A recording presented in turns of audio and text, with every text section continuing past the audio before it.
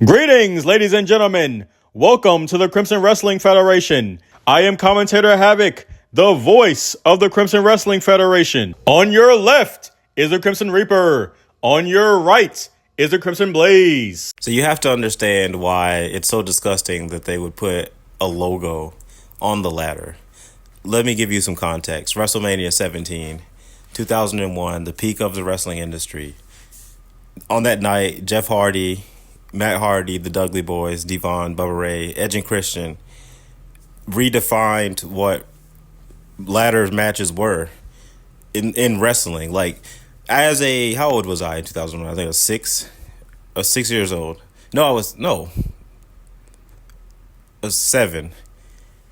And that match is why I loved wrestling. That's why I fell in love with wrestling. Now, the Rock and Stone Cold match that followed was the cherry on top for me. But that tag team match, the ladder match, the TLC 2, is why I fell in love with wrestling. And to see Chad Gable pull out a ladder with logos on it, man, it's like being told that there's no Santa Claus, that God isn't real.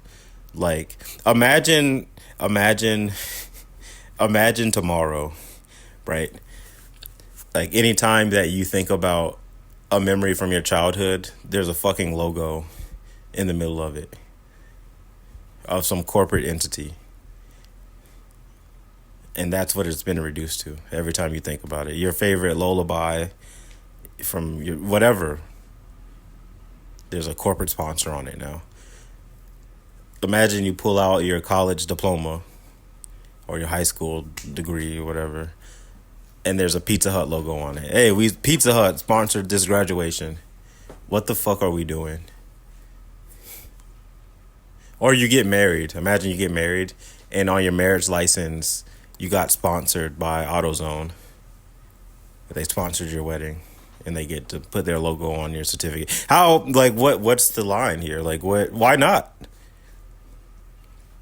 Why not? If we will accept these corporations, the oligarchs, bastardizing the things that we find enjoyable about life, why not put a logo on your marriage certificate, on the deed of your house? I mean, I seriously wanted to cry, yo. Like, I love Chad Gable. I think he's a good wrestler. He's not Kurt Angle, but he's a decent wrestler. And I feel like they put him in that position because they know it's shitty that they have logos everywhere. So they're going to bury wrestlers by making them do this. Have you ever... Roman Reigns doesn't have to shield for ads and products. You ever notice that? You ever notice how it's the shitty undercard wrestlers that get buried with these themes, like the War Raiders coming out to Clash of the Clans at WrestleMania? It's Chad Gable pulling out the fireball ladder that he didn't even win the match on. Seth Rollins won the match. And they also buried LA Knight. And by the way, if you're an LA Knight fan, that was a fuck you, specifically to you. Because Penta could have taken the curb stomp and just laid on the ground, and then Seth Rollins climbed the ladder and won. If that's the finish, that could have been Penta, because Penta is further down the card than LA Knight. But they specifically wanted LA Knight to be in that position to say fuck you if you want LA Knight to win this match. I don't know how else to... Last night was an abomination. Like, seriously, a wrestling abomination. The worst wrestling pay-per-view I've ever watched in my life. I'm still disgusted by it. I didn't want to record the podcast last night because I wanted to calm down, get some time in between the show and my reaction. And I'm honestly madder now that I've had time to think about it. And the news that Triple H lied basically at the press conference saying that it was a work, and R-Truth says it wasn't a work. He literally tweeted not a work. And then his son says, it wasn't a work. They weren't going to renew him, but he got a new contract. I'm just disgusted, dude. Like what are we supposed to do? You want me to watch AEW? If that's the answer, then wrestling is done. If the answer is AEW, then this industry is over. and we're just enjoying the slow, painful decline until they take this off of TV and streaming, and you have to watch wrestling on fucking Tubi. That's where we're headed, folks. Like, Might not even be on Tubi. it might not even be on Tubi. Might be on Roku TV. That is literally where we're You're headed. gonna have to watch it on Club Penguin. What the fuck is Club Penguin? You're gonna have to watch it on Club Penguin or Kick or something. It's gonna be on Kick streams, Twitch streams. This is crazy. LA Knight, buried. Lyra Valkyria, buried. Andrade, buried. Triple H, buried. Fans' wallets, buried. The ratings, buried.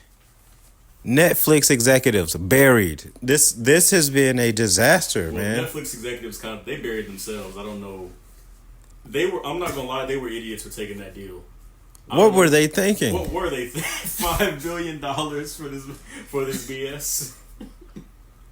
They must have showed them. They must have showed them like Yo, the most heavenly No. video package. no, this is like, this will go down like the WCW AOL Time Warner merger that essentially ended WCW. This is the equivalent. This Netflix deal is going to kill WWE. I've been saying it since the debut. I said it at the debut that this is the worst show ever. They cannot book shows like this and expect people to continue to watch it. They have continued to book shows like this and people have stopped watching it. But this just reminds me when they did the Rock and Cody thing, and The Rock was going to take Cody's place.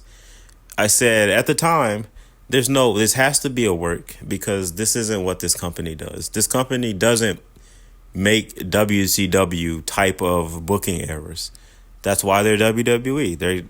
They don't do stupid stuff like build a story for 2 years and then out of nowhere change the story and change the history of the company, by the way, by not giving the Royal Rumble winner the main event at WrestleMania. That's what they were going to do. To be fair, it's not a good thing, but that's kind of always been a thing.